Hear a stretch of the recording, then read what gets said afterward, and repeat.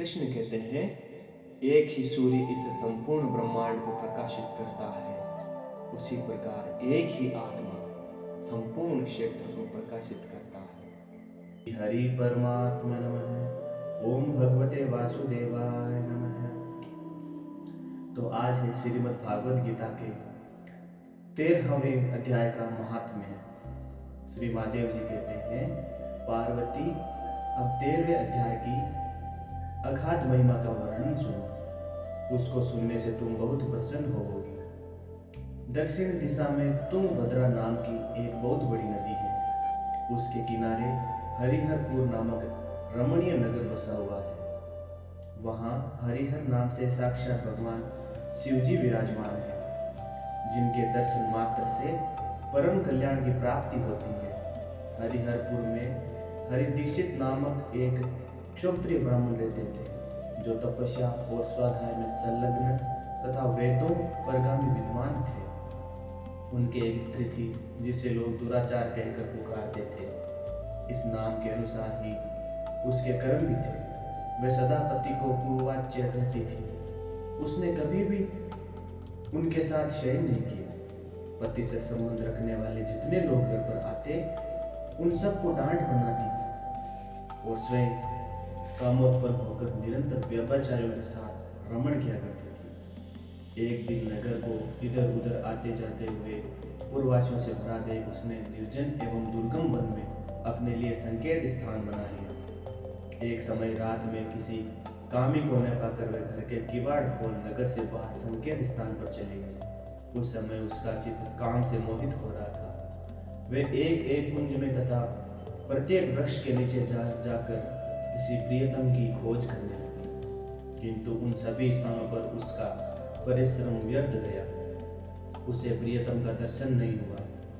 तब वह उस वन में नाना प्रकार की बातें कहकर विलाप करने लगी। चारों दिशाओं में घूम घूम कर वियोग जनित विलाप करती हुई उस स्त्री की आवाज सुनकर कोई सोया हुआ बाघ जाग उठा और उछलकर उस स्थान पर पहुंचा जहां वह रो रही थी। उधर वह भी उसे आते देख किसी प्रेमी की आशंका से उसके सामने खड़ी होने से के लिए ओठ से बाहर निकल आई।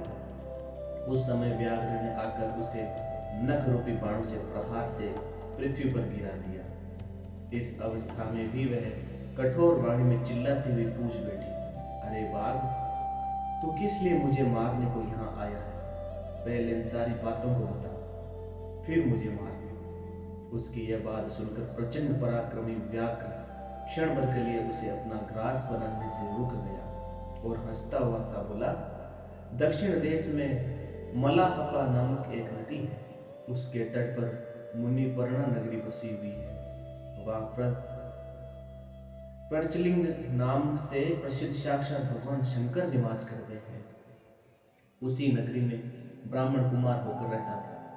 नदी के किनारे अकेला बेटा रहता था और जो यज्ञ के अधिकारी नहीं है, उन लोगों से भी यज्ञ कराकर उनका अन्न खाया करता था।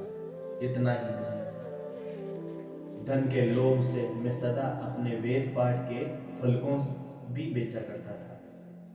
मेरा लोभ यहाँ तक बढ़ गया था कि अन्य भिक्षुओं को गालियां देकर हटा देता और स्वयं दूसरों को नहीं देने योग्य धन भी बिना दिए हमेशा ले लिया करता था। ऋण लेने के बहाने में सब लोगों को छला करता था। तदंतर कुछ काल व्यतीत होने में मैं बूढ़ा हुआ। मेरे बाल सफेद हो गए, आंखों से जूझता न था, फिर भी मुंह के सारे दांत गिर गए। इतने पर भी मेरी दान लेने की आदत नहीं छूटी। पर्व आने पर प्रतिग्रह के लोभ से मैं हाथ में कुश लिए तीर्थ के समीप जाया करता था। तत्पश्चात जब मेरे सारे अंग शिथिल हो गए, तब एक बार मैं कुछ धूर्त ब्राह्मणों के घर पर मांगने खाने के लिए गया। उसी समय मेरे पैर में कुत्ते ने काट लिया। तब मैं मूर्छित होकर क्षण भर में पृथ्वी पर गिर पड़ा। मेरे प्राण निकल गए। उसके बाद मैं इस व्याघ्र योनि में उत्पन्न हुआ। तब से इस दुर्गम वन में रहता हूँ तथा अपने पूर्व पापों को याद करके कभी धर्मिष्ठ महात्मा, यति साधु पुरुष तथा सती स्त्रियों को मैं नहीं खाता। पापी, दुराचारी तथा उल्टा स्त्रियों को ही मैं अपना भक्ष्य बनाता हूँ। अतः उल्टा होने के कारण तू अवश्य ही मेरे ग्रास बनेगा। यूं कहकर वे अपने कठोर नखों से उसके शरीर के टुकड़े टुकड़े करके खा गया। इसके बाद यमराज के दूत उस पापिनी को संयमनीपुरी में ले गए। वहां यमराज की आज्ञा से उन्होंने अनेकों बार उसे विष्टा, मूत्र और रक्त से भरे हुए भयानक कुंडों में गिराया। करोड़ों कल्पों तक उसमें रखने के बाद उसे वहां से ले आकर 100 मनवंतरों तक रो नरक में रखा। फिर चारों ओर मुंह करके दीन भाव से रोते हुए उस पापिनी को वहां से खींचकर दहनानंद नामक नरक में गिराया। उस समय उसके केश खुले हुए थे और शरीर भयानक दिखाई देता था। इस प्रकार घोर नरक यातना भोग चुकने पर वे महापापिनी इस लोक में आकर चांडाल योनि में उत्पन्न हुई। चांडाल के घर में भी प्रतिदिन बढ़ती हुए वे पूर्व जन्म के अभ्यास से पूर्ववत पापों में ही प्रवृत्त रही। फिर उसे कोढ़ और राजयक्ष्मा रोग हो गया। नेत्रों में पीड़ा होने लगी। फिर कुछ काल के पश्चात वह पुनः अपने निवास स्थान हरिहरपुर हो गई, जहां भगवान शिव के अंतपुर की स्वामिनी जम्बका देवी विराजमान है। वहां उसने वासुदेव नामक एक पवित्र ब्राह्मण का दर्शन किया, जो निरंतर गीता के 13वें अध्याय का अध्ययन करता था।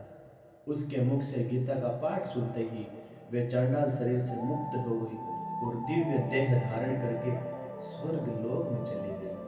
ये तीसरी भागवत गीता का 13वें अध्याय का महात्म्य संपूर्ण हुआ। हरि परमात्मा नमः। इसी क्रम में 13वां अध्याय। उसके उपरांत श्री कृष्ण भगवान फिर बोले, हे अर्जुन, यह शरीर क्षेत्र है ऐसा कहा जाता है, और इसको जो जानता है उसको क्षेत्रज ऐसा उनके तत्व को जानने वाले ज्ञानी जन कहते हैं। और हे अर्जुन, तू सब क्षेत्रों में क्षेत्रज्ञ अर्थात जीवात्मा में भी मेरे को ही जान, और क्षेत्रज्ञ का अर्थात विकास सहित प्रकृति का और पुरुष का जो तत्व से जानना है वह ज्ञान है, ऐसा मेरा मत है। इसलिए वे क्षेत्र जो है और जैसा है तथा जिन विकार वाला है और जिस कारण से जो हुआ है तथा वे क्षेत्र जो है और जिस प्रभाव वाला है वह सब संक्षेप से मेरे से सुन। यह क्षेत्र और क्षेत्रज्ञ का तत्व ऋषियों द्वारा बहुत प्रकार से कहा गया अर्थात समझाया गया है, और नाना प्रकार के वेद मंत्रों से विभाग पूर्वक कहा गया तथा अच्छी प्रकार निश्चय किए हुए युक्ति युक्त ब्रह्म सूत्र के पदों द्वारा भी वैसा ही कहा गया। हे अर्जुन, वही मैं तेरे लिए कहता हूँ कि 5 महाभूत अर्थात आकाश, वायु, अग्नि, जल और पृथ्वी का सूक्ष्म भाव, अहंकार, बुद्धि और मूल प्रकृति अर्थात त्रिगुणमयी माया भी तथा 10 इंद्रियां अर्थात श्रोत्र, त्वचा, नेत्र, रसना, घ्राण, वाक, हस्त, पाद, उपस्थ और गुदा, एक मन और 5 इंद्रियों के विषय अर्थात शब्द, स्पर्श, रूप, रस और गंध तथा इच्छा, द्वेष, सुख, दुख और स्थूल देह का पिंड एवं चेतनता और धृति। इस प्रकार यह क्षेत्र विकारों से सहित संक्षेप से कहा गया।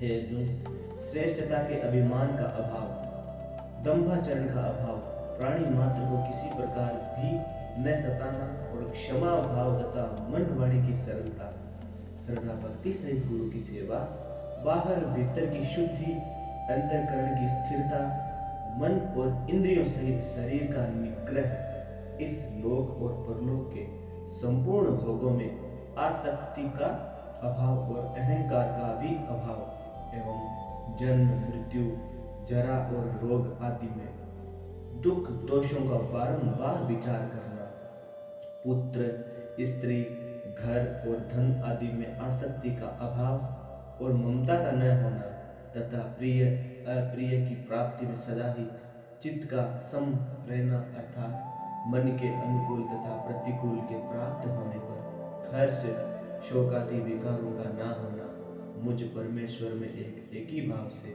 स्थित रूप ध्यान योग के द्वारा व्याभिचारिणी भक्ति तथा एकांत और शुद्ध देश में रहने का स्वभाव और विषयासक्त मनुष्यों में समुदाय में प्रेम का न होने तथा अध्यात्म ज्ञान में नित्य स्थिति और तत्व ज्ञान के अर्थ रूप परमात्मा को सर्वत्र देखना, यह सब तो ज्ञान है और जो इससे विपरीत है वे अज्ञान है। ऐसा कहा है अर्जुन, जो जानने के योग्य है उसको जानकर मनुष्य को परम आनंद प्राप्त होता है। उसको अच्छी प्रकार कहूंगा, वह आदि रहित परम ब्रह्मा अकथनीय होने से न सत कहा जाता है और न असत ही कहा जाता है, परंतु वह सब ओर से हाथ पैर वाला एवं सब ओर से नेत्र सिर और मुख वाला तथा सब ओर से श्रोत्र वाला है, क्योंकि वह संसार में सबको व्याप्त करके स्थित है और संपूर्ण इंद्रियों के विषयों को जानने वाला है, परंतु वास्तव में सब इंद्रियों से रहित है तथा आसक्ति रहित और गुणों से अतीत हुआ भी अपनी योग माया से सबको धारण पोषण करने वाला और गुणों को भोगने वाला है तथा वह परमात्मा चराचर सब भूतों के बाहर भीतर परिपूर्ण है और चर अचर रूप भी वही है और वह सूक्ष्म होने से अविज्ञ है तथा अति समीप में और दूर में भी स्थित वही है और वे विभाग रहित एक रूप से आकाश के सदृश परिपूर्ण हुआ भी चराचर संपूर्ण भूतों में पृथक पृथक के सदृश स्थित प्रतीत होता है तथा वे जानने योग्य परमात्मा विष्णु रूप से भूतों को धारण पोषण करने वाला और रुद्र रूप से संहार करने वाला तथा ब्रह्म रूप से सबका उत्पन्न करने वाला, वह ब्रह्मा ज्योतियों का भी ज्योति एवं माया से अति परे कहा जाता है तथा वह परमात्मा बोध स्वरूप और जानने के योग्य है एवं तत्व ज्ञान से प्राप्त होने वाला और सबके हृदय में स्थित है अर्जुन, इस प्रकार क्षेत्र तथा ज्ञान और जानने योग्य परमात्मा का स्वरूप संक्षेप से कहा गया है। इसको तत्व से जानकर मेरा भक्त मेरे स्वरूप को प्राप्त होता है अर्जुन, प्रकृति अर्थात त्रिगुण माया मेरी माया और जीवात्मा अर्थात क्षेत्रज्ञ एवं दोनों को ही तू अनादि जान और रोग विकारों को तथा त्रिगुणात्मक संपूर्ण पदार्थों को भी प्रकृतियों से ही उत्पन्न हुए जान, क्योंकि कार्य और करण के उत्पन्न करने में हेतु प्रकृति नहीं कही जाती है और जीवात्मा सुख दुखों के भोक्तापन में अर्थात भोगने में हेतु कहा जाता है, परंतु प्रकृति में स्थित हुआ ही पुरुष प्रकृति से उत्पन्न हुए त्रिगुणात्मक एवं पदार्थों को भोगता है और इन गुणों का संग ही इस जीवात्मा के अच्छी बुरी योनियों में जन्म लेने में कारण है। वास्तव में तो वह पुरुष इस देह में स्थित हुआ भी पर अर्थात त्रिगुणमयी माया से सर्वथा अतीत ही है, केवल साक्ष्य होने से उपद्रष्टा और यथार्थ सम्मति देने वाला होने से अनुमंता एवं सबको धारण करने वाला होने से भरता जीव रूप से भोक्ता तथा ब्रह्मादिकों का भी स्वामी होने से महेश्वर एवं शुद्ध सच्चिदानंद घन होने से परमात्मा ऐसा कहा गया है। इस प्रकार पुरुष को गुणों के सहित प्रकृति को जो मनुष्य तत्व से जानता है वह सब प्रकार से बरतता हुआ भी फिर नहीं जन्मता है अर्थात पुनर्जन्म को प्राप्त नहीं होता है अर्जुन, उस परम पुरुष परमात्मा को कितने ही मनुष्य तो शुद्ध हुई सूक्ष्म बुद्धि से ध्यान के द्वारा हृदय में देखते हैं तथा अन्य कितने ही ज्ञान योग के द्वारा देखते हैं और अपर कितने ही निष्काम कर्म योग के द्वारा देखते हैं, परंतु इनसे दूसरे अर्थात जो मंद बुद्धि वाले पुरुष है वे स्वयं इस प्रकार न जानते हुए दूसरों से अर्थात तत्व के जानने वाले पुरुषों से सुनकर ही उपासना करते हैं। अर्थात उन पुरुषों के कहने के अनुसार ही श्रद्धा सहित तत्पर हुए साधन करते हैं, और वे सुनने के कारण परायण हुए पुरुष भी मृत्यु रूप संसार को निस्संदेह तर जाते हैं। हे अर्जुन, यावन मात्र जो कुछ भी स्थावर जंग वस्तु उत्पन्न होती है उस संपूर्ण को तू क्षेत्र और क्षेत्रज्ञ के संयोग से ही उत्पन्न हुई जान। अर्थात प्रकृति और पुरुष के परस्पर के संबंध से ही संपूर्ण जगत की स्थिति। वास्तव में तो संपूर्ण जगत नाशवान और क्षणभंगुर होने से अनित्य है। इस प्रकार जानकर जो पुरुष नष्ट होते हुए सब चराचर भूतों में नाश रहित परमेश्वर को समभाव से स्थित देखता है, वे देखता है क्योंकि वह पुरुष सब में समभाव से स्थित हुए परमेश्वर को सम्मान देखता हुआ अपने द्वारा आपको नष्ट नहीं करता है। अर्थात शरीर का नाश होने से अपने आत्मा का नाश नहीं मानता है, इससे वे परम गति को प्राप्त होता है। और जो मनुष्य संपूर्ण कर्मों को सब प्रकार से प्रकृति से ही किए हुए देखता है, अर्थात इस बात को तत्व से समझ लेता है कि प्रकृति से उत्पन्न हुए संपूर्ण गुण ही गुणों में वर्तते हैं तथा आत्मा को अकर्ता देखता है, वही देखता है। और जो पुरुष जिस काल में भूतों के न्यारे न्यारे भाव को एक परमात्मा के संकल्प के आधार स्थित देखता है तथा उस परमात्मा के संकल्प से ही संपूर्ण भूतों का विस्तार देखता है, उस काल में सच्चिदानंद घन ब्रह्मा को प्राप्त होता है। हे अर्जुन, अनादि होने से और गुणातीत होने से ये अविनाशी परमात्मा स्थिर हुआ भी वास्तव में न करता है और न लिपायमान होता है। जिस प्रकार सर्वत्र व्याप्त हुआ भी आकाश सूक्ष्म होने के कारण लिपायमान नहीं होता है, वैसे ही सर्वत्र देह में स्थित हुआ भी आत्मा गुणातीत होने के कारण देह के गुणों से लिपायमान नहीं होता।